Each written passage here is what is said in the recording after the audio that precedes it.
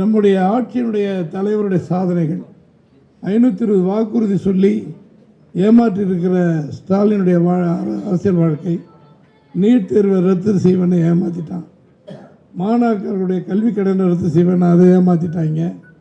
எல்லாமே பொய்யா சொல்லி 1000 ரூபாய் அரிசி போடுறது இப்போ பெருசாக பேசுகிறாங்க.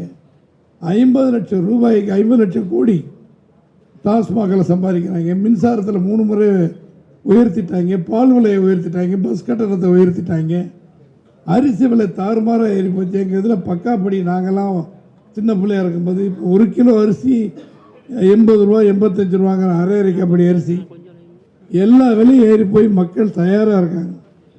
ஆனால் ஒன்று மட்டும் நிச்சயம் தோழர்களே, தம்பி வேலுமணி அவர் சொன்னது போல் மாண்புமிகு எடப்பாடி அவர்களோடு ஒரு 3 தினம் 4 தினத்துக்கு முன்னால் நாங்கள்லாம் எல்லோரும் உட்காந்து பேசணும். உதயகுமார் தம்பி எல்லாருமே சொன்னால் மிக பிரகாசமான எதிர்காலம் கூட்டணி நமக்கு அமைகிறது.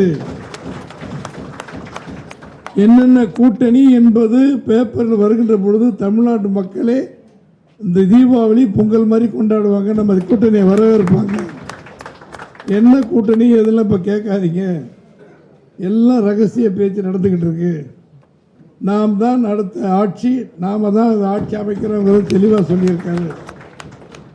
இது மாய மந்திரம் கிடையாது.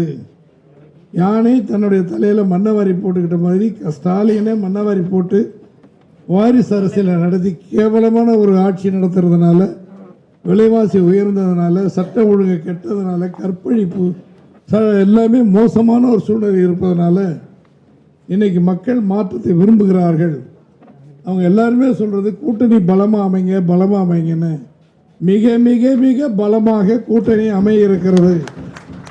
நாம் ஆட்சியை பிடித்தே தீர வேண்டும். அது நிச்சயமா மக்களுடைய அன்போடு நடக்கும். செய்திகளை உடனுக்குடன் தெரிந்து கொள்ள உடனே சப்ஸ்கிரைப் பண்ணுங்க.